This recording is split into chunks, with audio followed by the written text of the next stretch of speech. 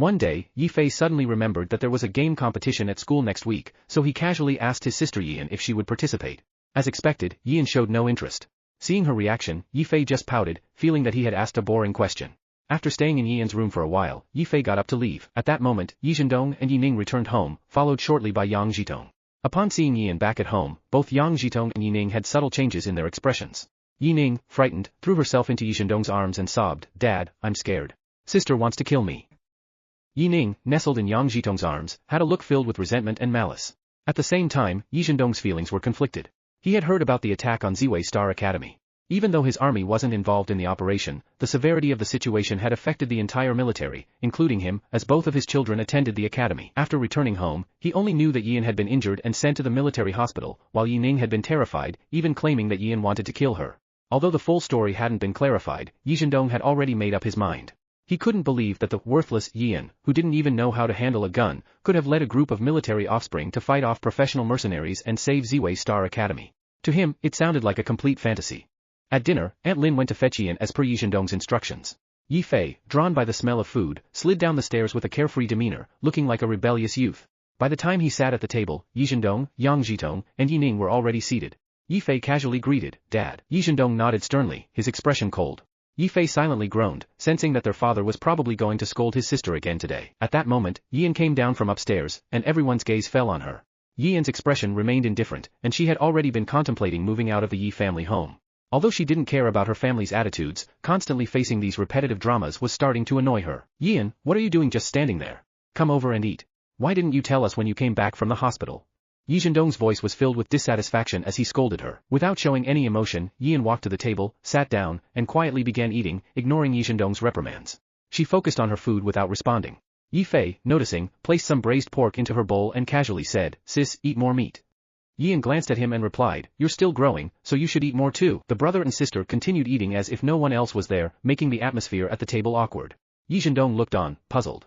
He hadn't been home for long, so how had the relationship between the two suddenly improved? Yang Zhitong couldn't stand it anymore and scolded, "Yian, how can you be so rude?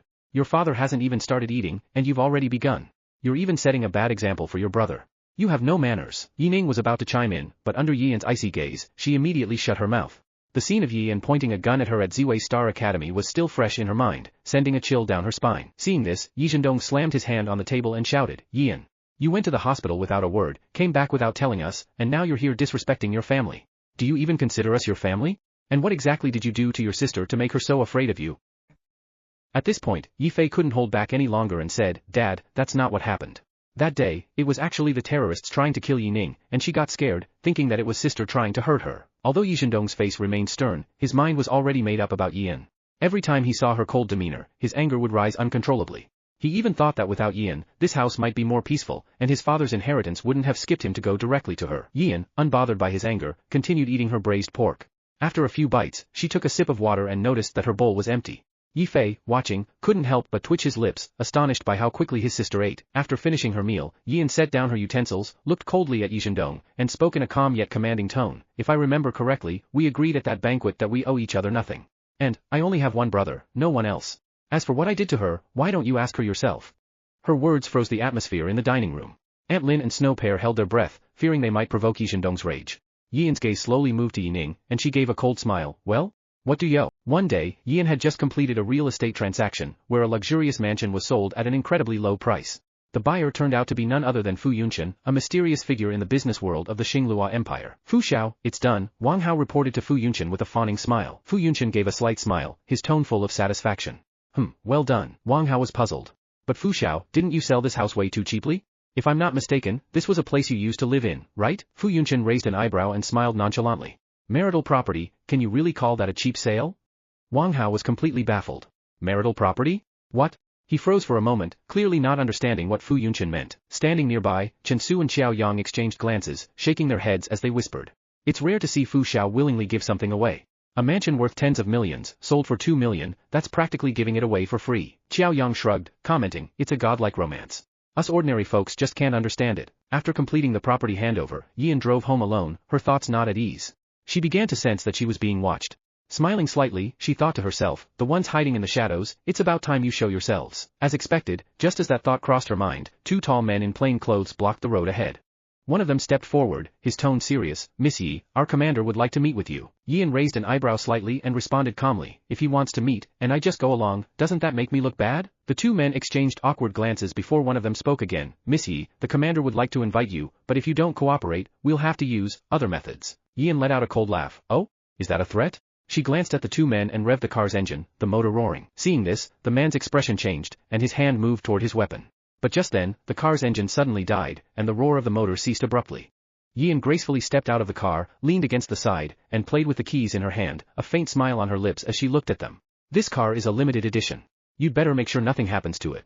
If there's any damage, it'll cost you. The men were momentarily stunned before the leader decisively said, Miss Yi, please come with us. Yian stopped smiling and said coolly, lead the way. Inside the car, Yian's eyes were covered, but she remained exceptionally calm. Several soldiers sat beside her, exchanging uncertain glances. Faced with a 16-year-old girl, these well-trained soldiers felt a mixture of confusion and pressure. The car entered a military base, and Yian used her keen sense of direction to memorize the vehicle's movements, noting the inclines and turns, even while blindfolded. She could roughly determine the car's general route. When the car finally stopped, two soldiers led Yian to an open area. She removed the blindfold and looked around. The place was empty. Suddenly, a flash of cold light streaked toward her. Yian quickly dodged backward, narrowly avoiding a blade aimed at her face. Moving with agility, Yian grabbed the attacker's wrist and counterattacked, delivering a sharp hand chop to the back of her opponent. The assailant doubled over, collapsing forward. Yian sneered, too slow. As she subdued the first enemy, another soldier attacked from behind. Yian dodged swiftly, engaging in a brief hand-to-hand fight before seizing the opportunity to land a punch to the soldier's abdomen, sending him flying several meters and crashing to the ground. How is that possible? The soldier muttered, clutching his stomach, his face filled with disbelief. Yian glanced at her fist and muttered softly, since when did I get this strong? Suddenly, she felt a red laser sight aimed at her chest. A sniper. Yian reacted quickly, diving and rolling to the ground, hiding in a blind spot from the sniper's view. She removed her bracelet, which transformed into a small silver pistol. Taking off her jacket, she tossed it into the open. The red laser immediately locked onto the jacket, and Yian used the distraction to slip out and precisely shot the sniper's scope. A curse sounded from a distance. Damn it. Finally, Shenhan, a general from the 5th Military District of the Xinglua Empire, appeared. He strode toward Yian, his expression furious. You shot him? Do you even know who they are? They're soldiers serving the Empire. Yian glanced at him dismissively and retorted, you attacked first. What? It's okay for the sheriff to start fires but not for the people to light candles. Shenhan was momentarily stunned by her words, his anger still lingering. Yian continued, also, how do you know I killed him? Shenhan frowned, his tone serious. You still dare deny it? Yian chuckled and called out to a soldier in the distance, is he dead? One of the soldiers checked and immediately reported, General, Li Yong is just unconscious. There's a silver needle containing anesthetic in him. Shenhan's expression finally softened, and he let out a heavy sigh, motioning for the unconscious sniper to be carried away. Yian stood tall, her gaze confident and firm. Don't bother looking, you won't find my weapons. Shenhan was taken aback, then gave up searching. The girl in front of him was clearly more difficult to deal with than he had anticipated. He turned to her and formally introduced himself, I am Shenhan, General of the 5th Military District Special Operations Command, Xinglua Empire. Yian nodded. General Shen, this way of inviting someone is rather unique. In the Imperial Army, there was an exceptionally elite force known as the Dragon Fang Unit, tasked with executing high-risk, high-difficulty military missions. Shenhan, as the commander of the 6th Military District, was appointed by the Imperial Military to establish and lead the Dragon Fang Unit. At this critical juncture, Shenhan had his eyes on Yian, recognizing her extraordinary talents, and sought to recruit her into the Dragon Fang Unit. However, Yian wasn't someone easily swayed. She presented her own condition, if she were to join the Dragon Fang Unit, she must bring her own team. This proposal put Shenhan in a difficult position. Shenhan, bring people? Bring who? Do you think this is some kind of game? The military isn't a place where you can bring whoever you want. Yian looked calmly at Shenhan, a slight smile curling at the corner of her lips, and she said casually, General Shen, you know better than anyone how important coordination within an elite team is. The Dragon Fang Unit may be strong, but without a well-coordinated team, you shouldn't place too much hope on its future. Shenhan let out a cold snort. Your team? Are you referring to those dangerous individuals on the blacklist? Yian replied without haste, exactly. Each of them is highly skilled. What you lack is talent, and I have the right connections. If you refuse, I'm sure there are others who would accept my terms. Shenhan's expression shifted slightly, his hesitation becoming more apparent. Finally, he took a deep breath, and his tone softened. I'll consider your terms, but the establishment of Dragon Fang isn't something I can decide alone. Some of the people you want to bring are even fugitives from the Empire. I have to report this to the higher-ups and have their identities vetted. Yian smiled calmly and slowly stood up. Take your time to think it over, but opportunities don't last forever. General Shen, my terms are already on the table, it's up to you to decide. Yian was dropped off outside the 5th Military District. As she stood in front of her car, she glanced toward the distant Hongyuan Villa area, recalling her recent conversation with Shenhan. She couldn't help but let out a cold laugh. Just as she was about to get into her car, she heard a familiar voice from behind. NN. The voice was low and carried a certain weight. Yian turned around and saw Fu Yunqian standing in front of her, his cold face showing a hint of displeasure. Fu Yunqian, what did Shinhan talk to you about just now? Yian, he wants me to join Dragon Fang. Fu Yunqian, with a tone of suspicion, and how did you respond? Yian, smiling, I, of course, made my own demands. Fu Yunqian frowned, what demands? Yian, that I bring my team along. Fu Yunqian's frown deepened, and he stepped forward, his tone serious. You know the difficulties Shinhan faces. This matter involves not just the military but also the Empire's upper echelons. Do you really think they'll let those people into Dragon Fang so easily? Yian shrugged indifferently, I don't care whether they agree or not. I have my own plans. If they don't accept, I'll find another way. Fu Yunqian's face darkened, and he said coldly, and not everything can be solved with your own strength. This time, I don't want you to get too deeply involved. Yian looked up at Fu Yunqian, her gaze firm. Fu Xiao, I know what you're worried about, but this is important to me. You know I don't give up easily. Fu Yunqian, sighing helplessly, I know you're determined, but be careful. The waters in the Empire run deep, and I don't want you getting caught up in danger. Yian didn't say more.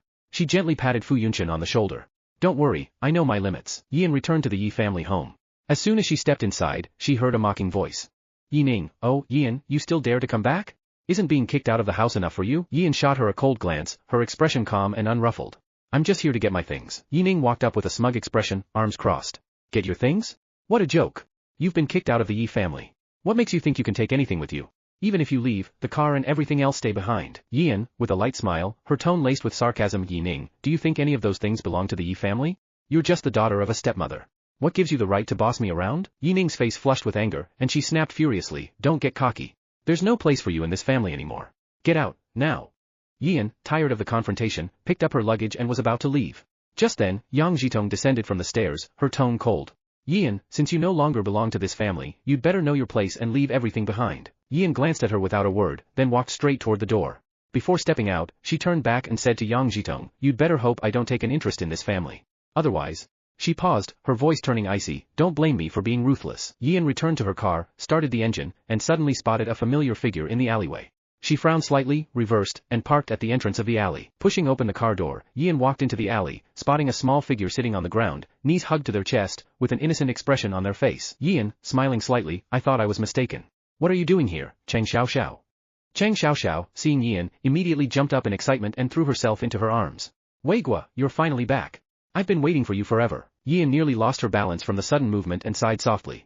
Get down.